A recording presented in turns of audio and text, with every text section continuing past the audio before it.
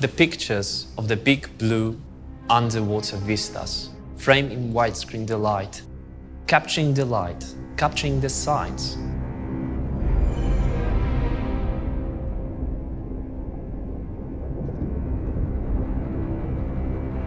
Getting the color of the fish just right. This is what we are in for, making movies like this. A daybreak. Beautiful shot of a glorious sea, inciting music, sound of waves, wind and water hitting the boat. A delicate voice speaking in weird short sentences. This is what you expect, isn't it?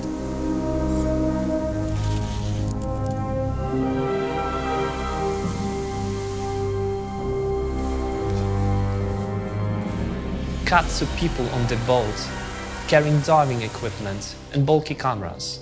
Still at daybreak.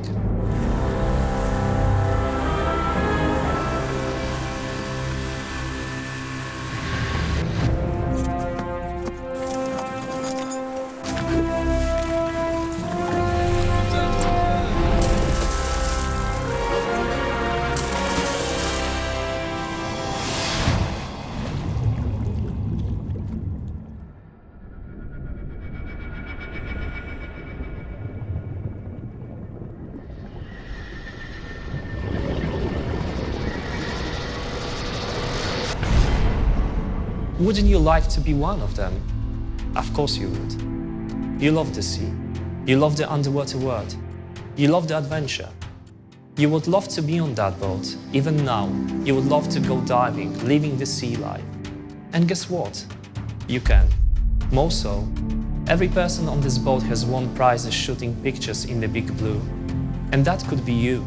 This is what this documentary is all about. Getting you to shoot those wonderful underwater photos everybody will envy you for.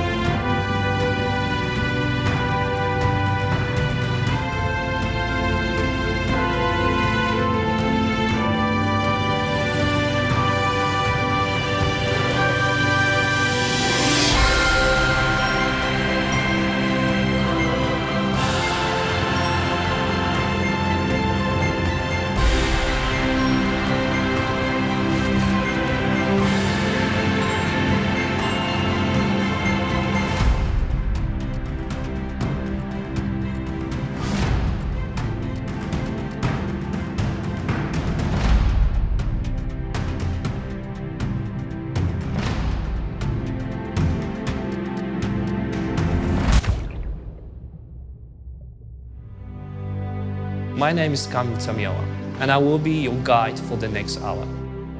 I love the colors. I love the colors of the water world just as you do. Actually, I would like to swap with you any day of the year when you have a chance to plunge into the deep.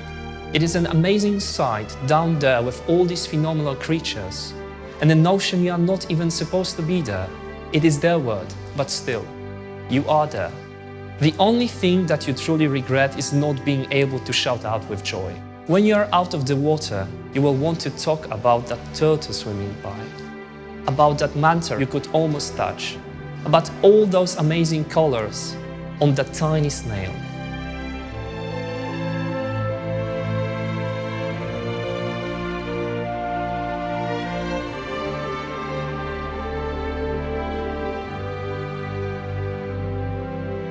You simply can't convey the richness and the beauty with merely words.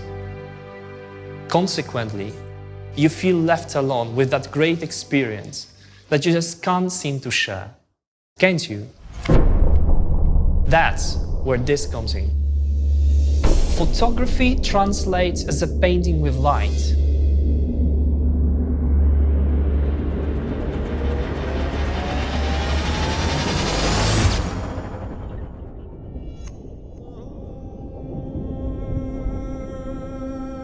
To make great pictures, all you need is 5 W's and 5 C's. Why, where, when, what and who. Camera, casing, color, composition and caution. Maybe you could think of more topics, but I have only got 10 fingers, and that's the hot tip as well. Know your limits.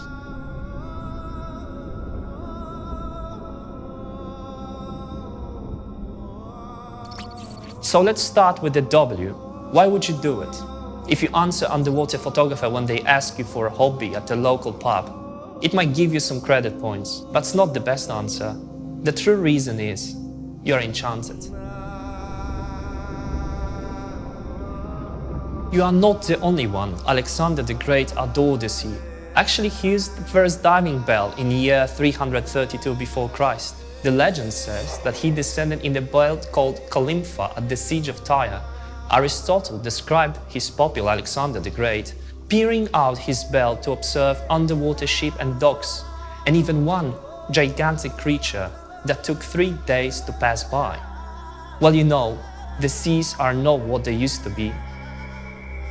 In the Middle Ages, they started making more of these diving bells, but divers kept coming up with wild stories about wild world, and the land dwellers kept going, yeah, right.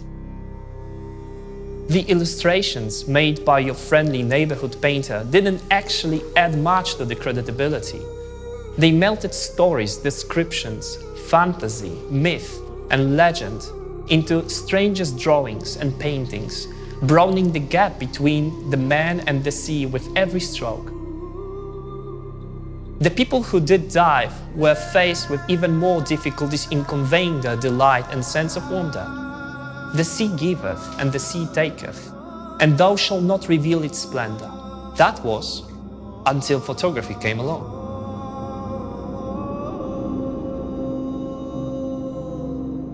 In 1856, more than 2,000 years after Alexander, a far lesser guy called William Thomson jumped into the water with a lot of enthusiasm and one of the first cameras. The device flooded, you could expect, but he snapped the first, be it disappointing underwater photo. It got lost.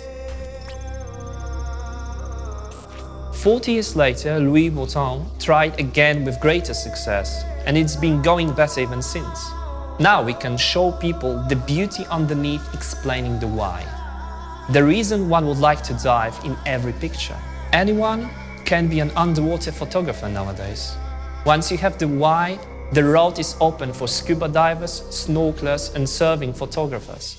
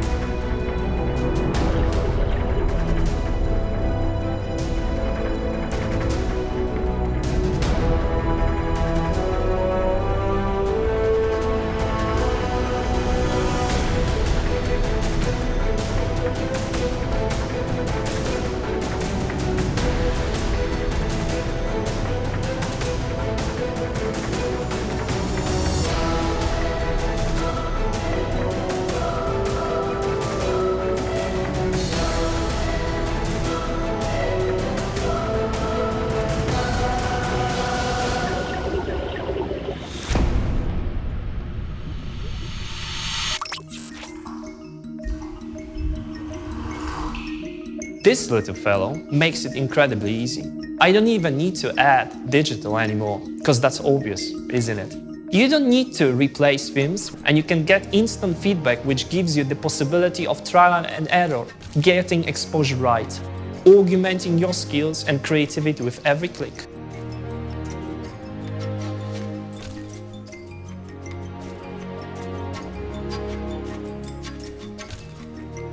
Every camera you can buy nowadays could do. Compact cameras are just fine. They're small, portable, come in a great variety of resolutions and lenses. The more pixels, the higher the resolution. However, the bigger the pixel size, the more light you can capture. They do offer less manual control than a digital single lens reflex camera. These are great. Almost no shutter delay, a wide range of lens choice and a full manual control whenever you want to. They are bulkier and they are more expensive, but then again, you don't need a $6 billion camera to make a winning shot. Actually, this is what the other Ws and Cs are here for.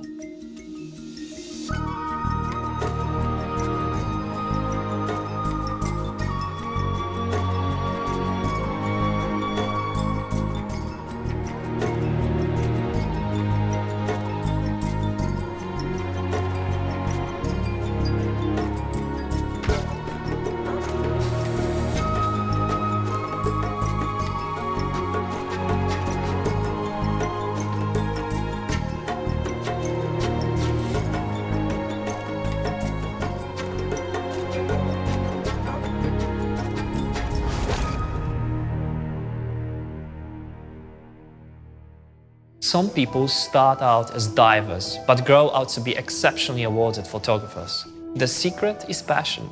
Passion for the underwater world of unreal beauty. Look, Ikhout is one of these people.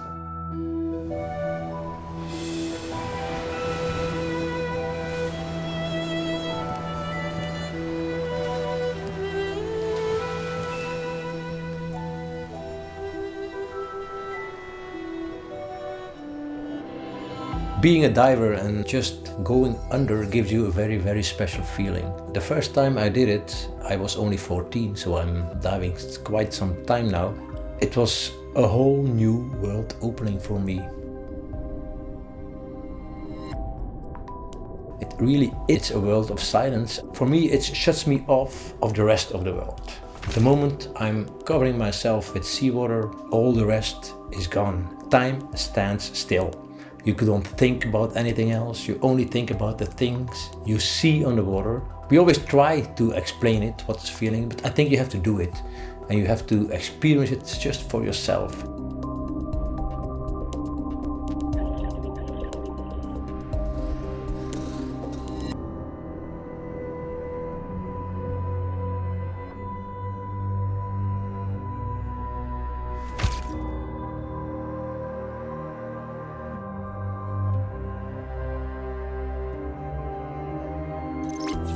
Electronics and water don't seem to get along very well, so you need to keep them separated. A waterproof casing. The pros call it housing actually.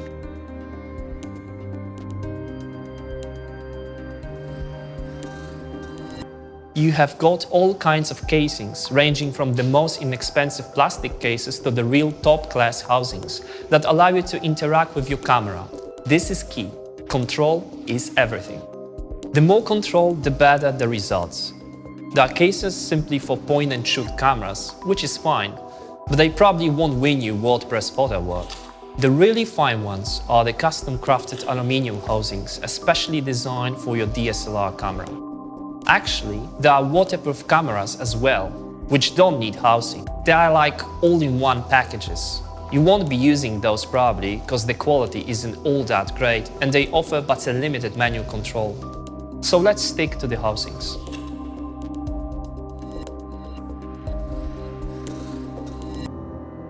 All good underwater housings are outfitted with control knobs that access the camera inside, giving you the access to the most of its basic functions.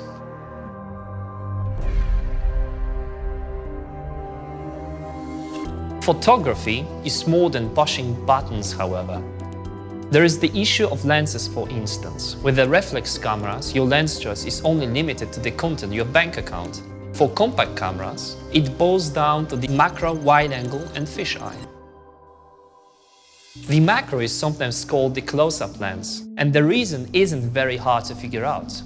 You use it to capture small objects, delicate plants or miraculous animals in greater size and with more detail.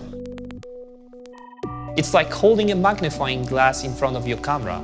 A completely new world is opening in front of your eyes.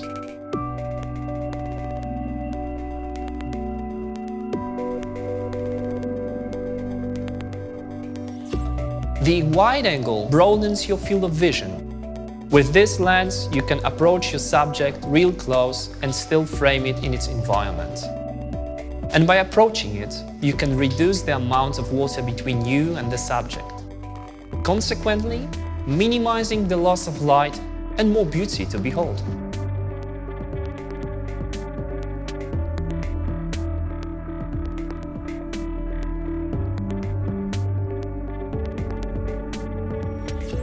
The extreme version of this wide angle is the fisheye lens.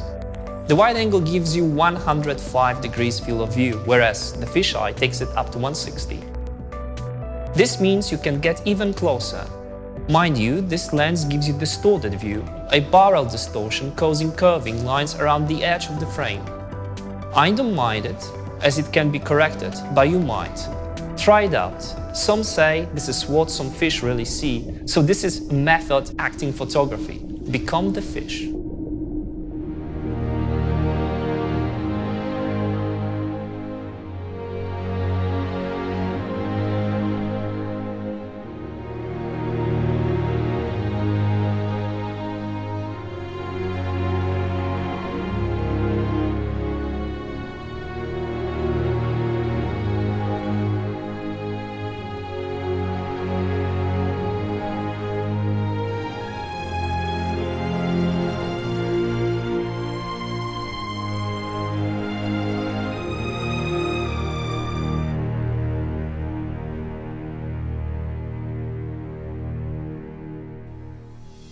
I can hear you thinking all through your TV set.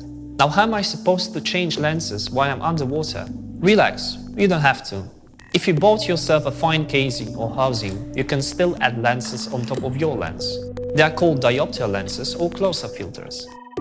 Because of refraction, the image coming through the glass port will be distorted, in particular when using wide-angle lenses.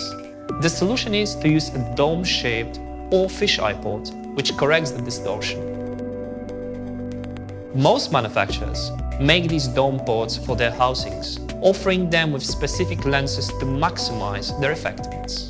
A good camera, a fitting casing, and a great choice of lenses are the best companions a photographer would wish for.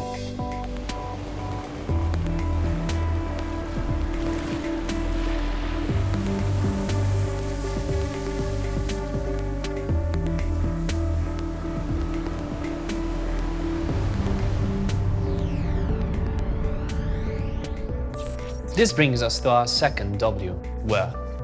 I could tell you, everywhere where there is water. Some people enjoy dive for wreckage in the Great North Sea, discovering untold mysteries of history. Others want to open up to the wealth of marine life in Manila, Sulawesi, or the rich reefs of Bali. How about the Red Sea of Egypt, diving for Cleopatra's royal districts and the remains of her famous boat, or Mark Antony's statue? Perhaps you want to be a daredevil hunting shark pictures in South Africa. What about the Baltic Sea, the African coast? Divers of distinction visit the Cayman Islands. Or maybe you like to explore less-known sites on the coast of Brazil, the Great Barrier Reef. Every location has wonders for you to unreveal, but you must be willing to see them.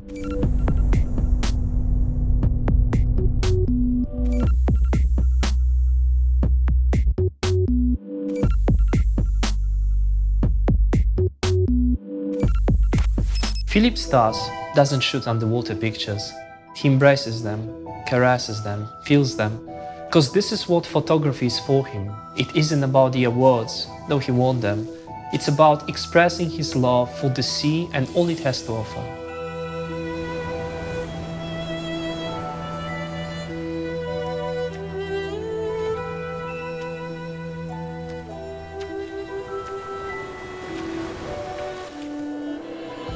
When you go underwater, it's a whole other world.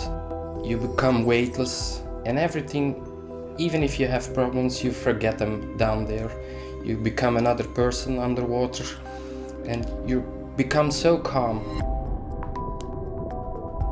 I keep going back each time to discover new things, to become more in peace with myself. The reason I dive is to have those encounters and to have pictures of them, because I want, of course, keep the memories. It's something you memorize yourself, but also to have it in a picture, it's even nicer because the memory stays alive this way.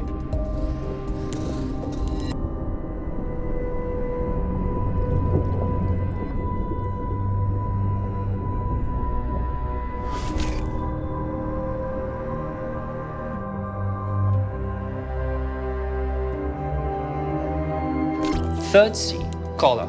Photography relies heavily on the sun for vivid color, or lightning when the sun doesn't show up. Underwater, those sunbeams get obstructed.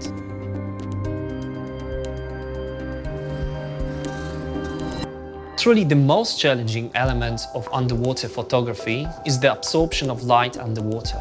To get technical, the longer wavelengths of sunlight, such as red or orange, are absorbed quickly by the surrounding water. So even to the naked eye, everything appears blue-green in color. The loss of color not only increases vertically through the water column, but also horizontally, so subjects further away from the camera will also appear colorless and indistinct. This effect is holding for clear sea water too, as the one found around tropical coral reefs. Photography translates as a painting with light. And that makes you an underwater Michelangelo, a marine Monet, painting the most delicate of portraits, some of which none of us has ever seen. You are the Leonardo of the oceans, so you need to get the light right. You can solve this problem by combining several techniques. The first is to get the camera as close to the photographic subject as possible, minimizing the horizontal loss of color. Remember our three preferred lenses: macro, wide-angle and fisheye. Avoid more than 1 meter or 3 feet of water between camera and the subject. The second technique concerns the in-camera controls. Control the amount of light that reaches the sensors of your camera using your aperture, shutter speed, ISO sensitivity and exposure compensation. Aperture, a fancy word for a pinhole. Here you determine the size of the pinhole created by the diaphragm when it's open. The larger the opening, the shallower your depth of field. The background will be blurred but still exposed. This can be great to isolate the unique and exotic fish, making it a private, intimate conversation between you, the creature, and your trusted camera.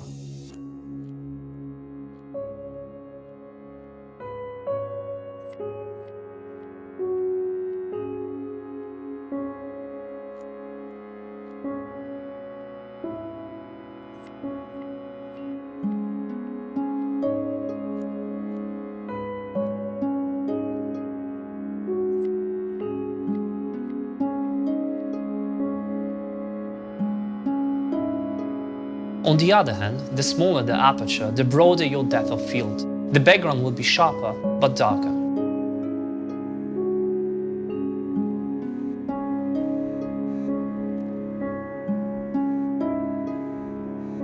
Shutter speed. This determines how long you will keep the pinhole open. It is not rocket science if I tell you that the longer the hole is open, the more light reaches the sensors. However, the longer you will keep it open, the bigger the displacement of your subject. I don't know if you ever tried it, but staying immobile underwater is next to impossible.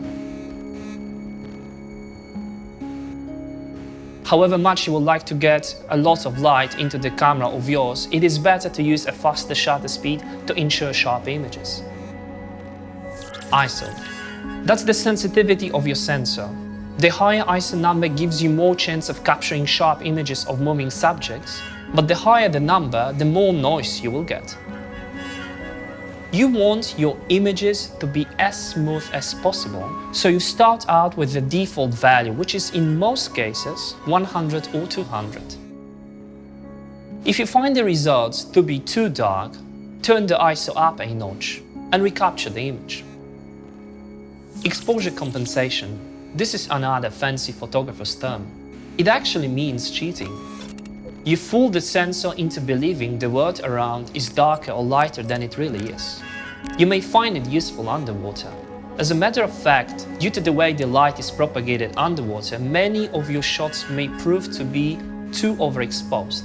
You can tackle this by setting the controls to underexposed by 2/3 or 1 stop down.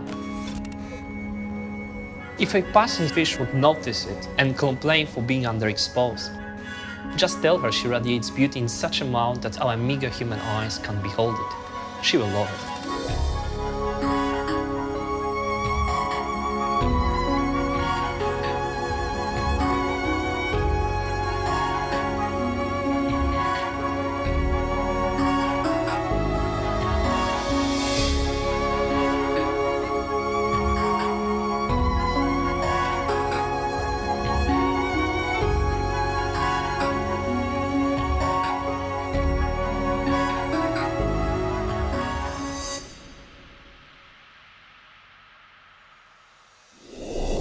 The third technique is compensation.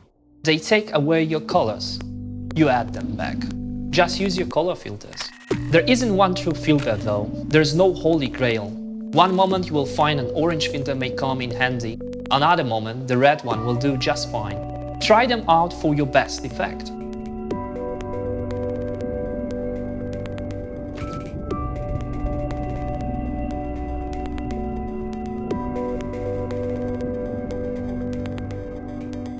Fourth technique, white balance. White isn't always white. This is supposed to be a white page, but it probably won't be white on your set. Your TV has got a distinct white balance setting. Every screen has its own settings, so has every camera, and you can adjust it and fit it to your needs. The fifth technique is the most obvious one. It is the one you use at home when it's getting too dark to see. Just put on the lights. Use flash to restore any color lost through the water column.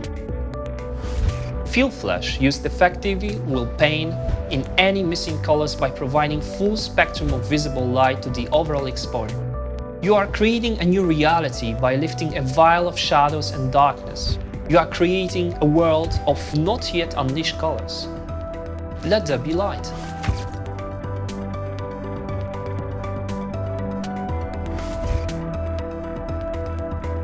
Fine housings also have connectors to which you can attach external flash units. Some basic housings allow the use of the flash on the camera, but the built-in flash may not be sufficiently powerful or could be improperly placed for underwater applications. More advanced housings either reflect the onboard strobe to fire a slave strobe via fiber optic cable or physically prevent the use of the built-in strobe. Mind you, using a strobe underwater is not without problems. For one, it gives you a backstarter. It illuminates particles in the water between you and the subject. Even seemingly clear water contains enormous amounts of particles, even if they are not really seen by the naked eye. The best technique for avoiding backstarter is positioning the strobe away from the axis of the camera lens. Ideally, this means the flash will not light up the water directly in front of the lens, but will still strike the subject.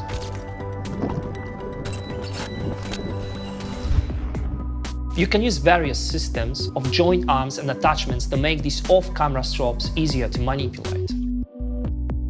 Got hot spots in your image? These few nearly white objects in the picture looks perfectly exposed? Dim your flashes, pull them to the back. Got too heavy shadows? Use 2 flashes.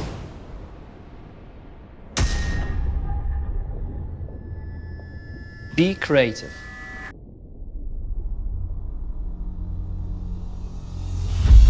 You will find out very soon it is best to go easy on the lights. Check out the effects and don't overdo it. The flash should be used to supplement the overall exposure and to restore the lost color, not as the primary light source. You don't need to shoot everything, you just need to experience.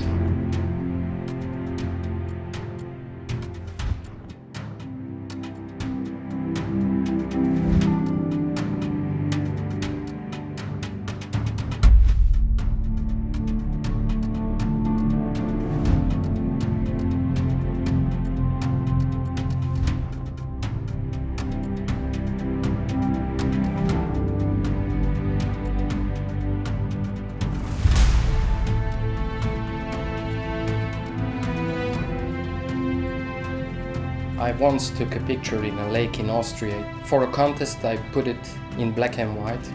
The picture was just a branch lying on the bottom of the lake, even with no leaves on. The special thing was that the light beams came in the water. I was amazed by the reaction of people and what they saw in it. Every picture can be different, even if it's the same subject. It's the way you take that picture and the way you show it to the world.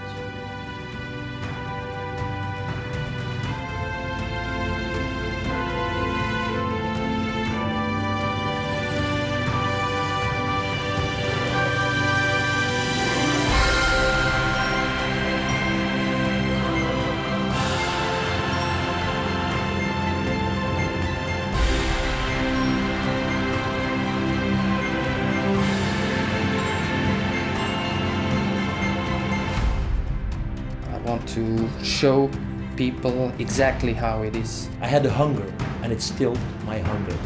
Hunger for new experiences, hunger for new emotions.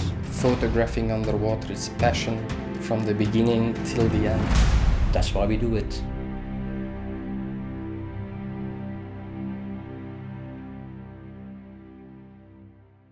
Going in is huge, every time again. Why? Because you never know what you will find this time. It's a surprise. The sea is a big gift waiting to be opened, and it is always rewarding, overwhelming. This brings us to the third W. When do you dive? There's only one answer to that one: not yet. Never go into the water unless you're completely prepared. You don't want your camera to float now, do you? You need to check everything thoroughly. The housing is made waterproof with a system of silicone O-rings at all crucial joints. You need to check each and every of these joints. Apply the grease to O-rings and make sure you don't miss anything, paying extra care to small sand particles that should not get into the joints. Now, pick your lenses. Which one will you try? Do you need lights?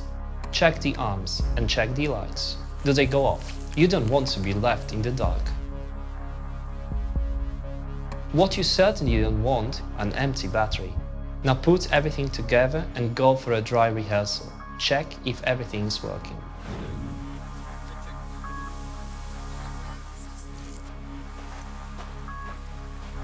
Shall we dive now? Are you ready for a welcome splash? Not yet. Take it easy. Think of coming back. How are you going to get back into the boat? Who will handle your camera? Have they done this before? Do they know the cost of your equipment? Do you trust them with your life, or even more, your camera? How exactly were you planning to get in? Jumping with your camera in your hands? No, you go first, and then let somebody hand your baby. Will you get into the sea from the shore? Try it without your camera. Are the waves not too strong? Won't you be toppled over? Okay, now you can get in. That is, if you are in a safe area where you are allowed to dive. But you knew that. You're a swell guy or a girl. Dive. Take the camera, adjust the lights, go for a swim, and get the bubbles off the lens by splashing water at it. Great. And now what? That's the fourth W. Simply what? What are you going to photograph? Actually, you could shoot everything you like to.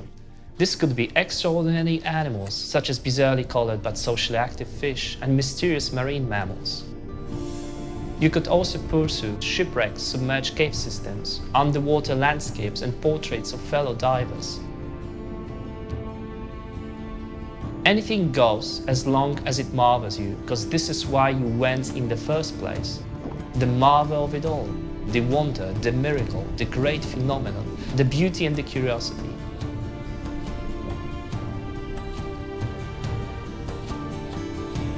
Explore your own excitement and get it onto the film. Show the others what keeps you going.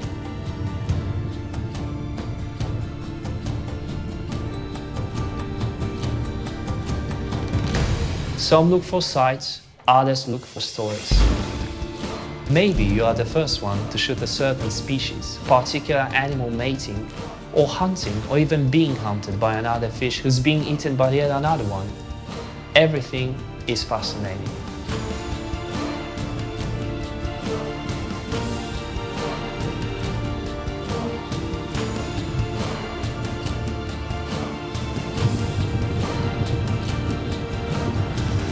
The circle of life. the eternal balance of eating and being eaten, the struggle of species for adaptation to new challenges, a new predator in town, a new wreck in the vicinity, the effects of global warming, and finally, the outcome of your own presence.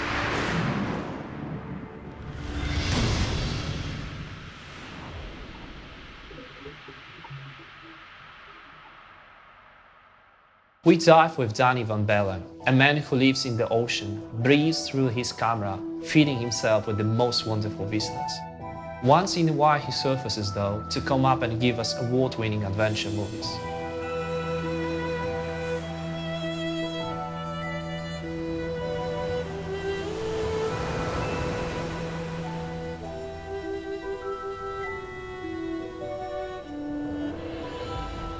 There are so many different colors, there are so many different shapes, there are so many different ways of moving, which are all very particular for a certain kind of species, which can make it extraordinarily beautiful. I've had a great pleasure to film up to now 3 animals as first person in the world. It's like nature is giving me presents. I'm just looking around to find them, they pop up and it's like, only need one little present to make the day.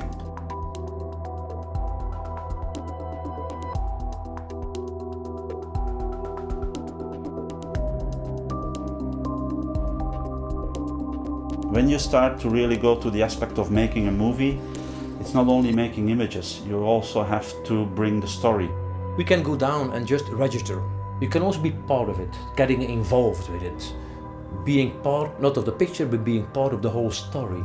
The story of a life can be like something which could be very interesting. How it changes in color, how it changes in form, how it feeds, how it gets old, where does it hide, where does it stay.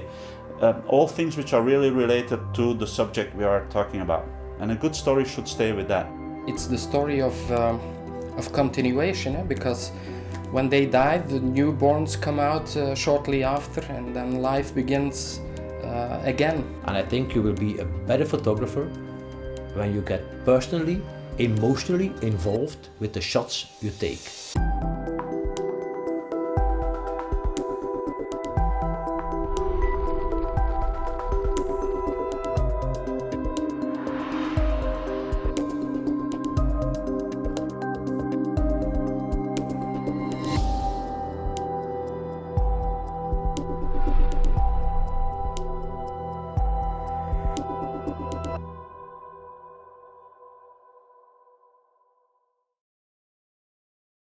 Everybody loves a good story, and the sea is full of them.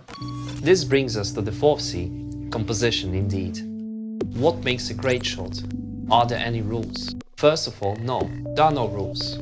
A great shot is not the one that follows certain rules, but a shot that conveys the story. What you do when you make a picture is translate your wonder into images. Fortunately, you are not the first one to try this, and the others before you have been exploring this language. There are no truths, however, only hints at the grammar, such as this one. Looking up at the things makes people do the same. They look up to your subject, literally but symbolically as well. Furthermore, it frames your subject against a nicer backdrop. Get as low as possible and shoot upward. Sometimes you could even shoot against the sun, aiming for silhouettes. Nobody says your subject should always reveal its colors. You only need to reveal the wonder. The second hint, show the eyes. Stories have heroes in them that we can relate to, and relating means eye contact. Shoot your heroes from the front. Merely a tale never tells the full story.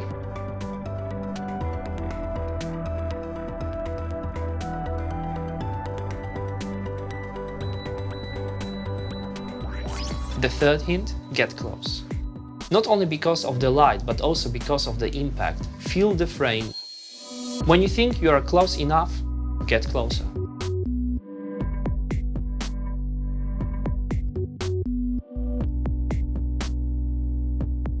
Actually, your framing says a lot. Positioning something smack in the middle tales of balance, of peace, of equilibrium.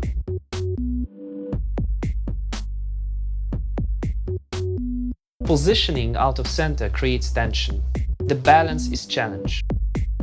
You can return it to the delicate balance by countering your hero on the left with something on the right. Perhaps you want to stress the tension. You don't balance it at all. Don't be afraid to leave the center.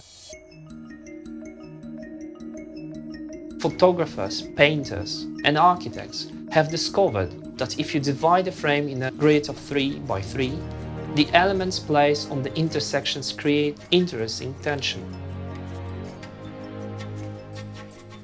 If you can target an eye right up in these intersections, you are onto something. This is called the rule of the thirds. It is not a real rule, but it gives you something to hold on to. You don't need to follow the horizontals or verticals created by that grid. You could, if you aim at expressing stability or tranquil and passive situation. However, if you want to boost the tension or aim for a dynamic feeling, try to creating diagonal lines.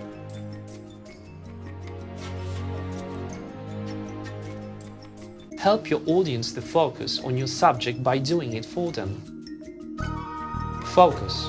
Use your shutter speed. Experiment. Using a wide-angle lens, you can set up your camera to the automatic mode. But when you reach for a close-up, try focusing manually. You will get better results that way. Focusing also means layering. Get something in the foreground, in the middle, and in the back. You can even use your thirds to this end. Lower third for the foreground, for instance, middle third for the middle, and the upper third, well, you see what I mean. A turtle may look like a solitary monk meditating its way through the ocean, but it's actually living there. You are in its bathroom, in its dining room, in its kitchen and its bedroom, trying to show it in its home, where it invited you into, giving you more glasses of water than you could ever drink.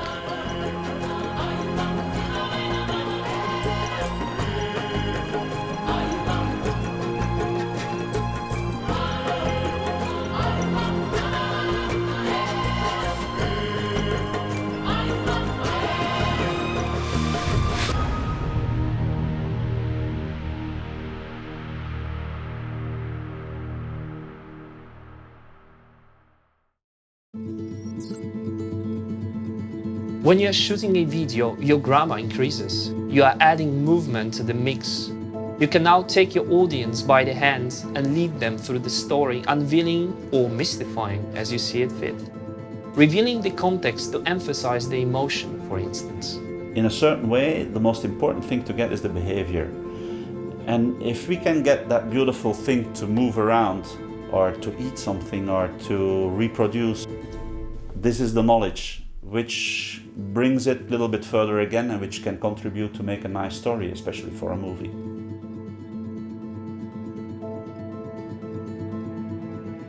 You could start with a small creature at ease and zooming out, revealing the predator that's about to eat it. You can pan. That is when you stay put and you rotate horizontally on your own axis, following a certain creature or revealing the environment. To get a smooth pan, it is always good to have your subject in the same position.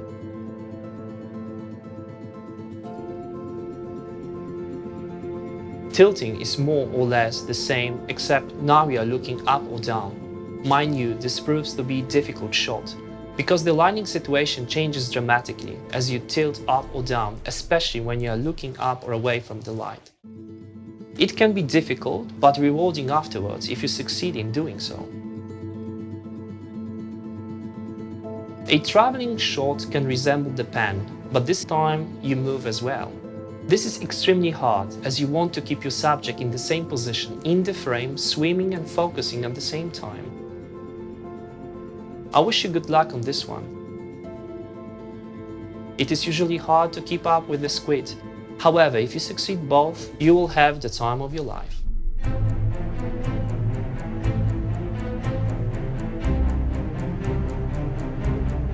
Zooming is easier and gives a nice sense of movement as well, but this time the difficulty lies in the focus.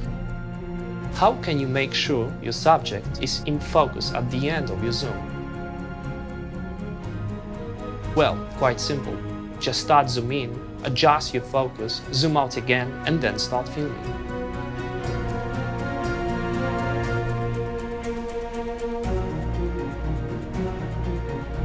All these shots are the captures you would do above the water as well, but underwater, you've got an extra viewpoint. Underwater you can fly. Yes, you can shoot helicopter shots swimming towards your subject, discovering it as you go in, descending into the richness beneath, opening it up to your viewers. This is what it was all about in the first place.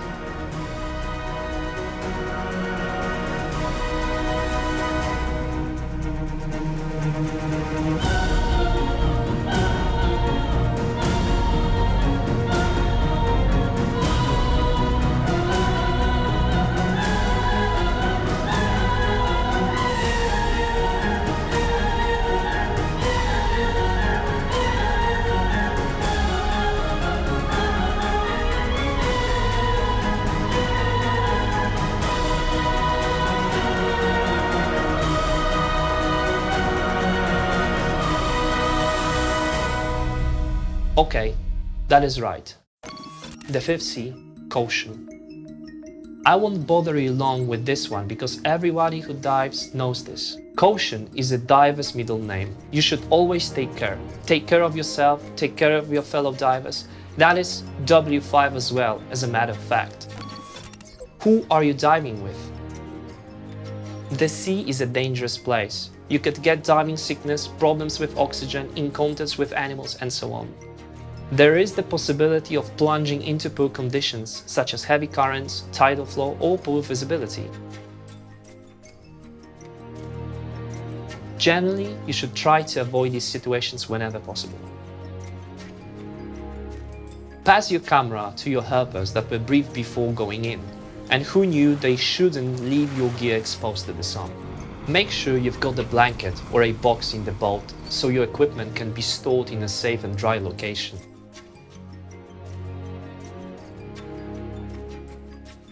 Rinse your camera housing with fresh water. Still, don't leave it in the rinse tank too long. There might be not enough pressure in the tank to keep the housing shut. Dry the housing before opening it and detaching the camera. Subsequently, start cleaning the O-rings, grease them, keep them dry. Back up your pictures. You don't want to lose those. They contain the experience you want to share.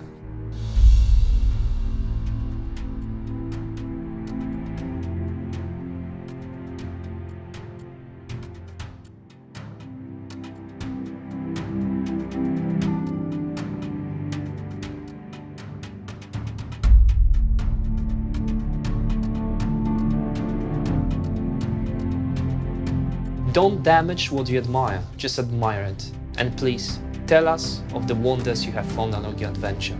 Or rather, don't tell us, just show us. These days I can't imagine to go underwater without a camera. When you see something special and you wouldn't have a camera in your hands, I would really feel bad. So I never would go underwater again without a camera.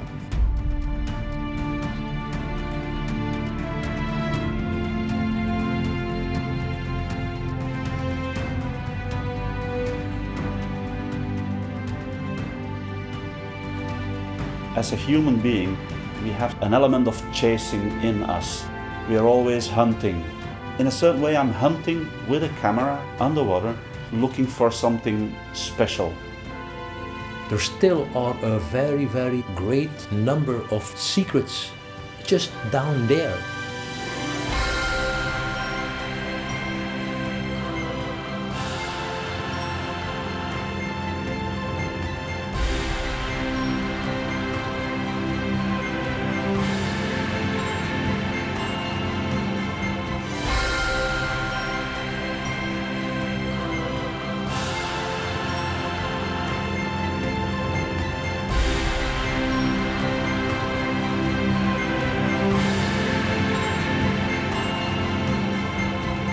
To create an emotion, that's the most important part for me. that people have an emotion when they see a picture. But I think if you really can put emotion as well as a story, a beginning and an end, all in this one little shot, then you get what you're going for. I think this is the final goal we all want to achieve. For me, the most important is to go down there and go for the treasure hunting. This is treasure hunting at the highest level, so this is where I want to be.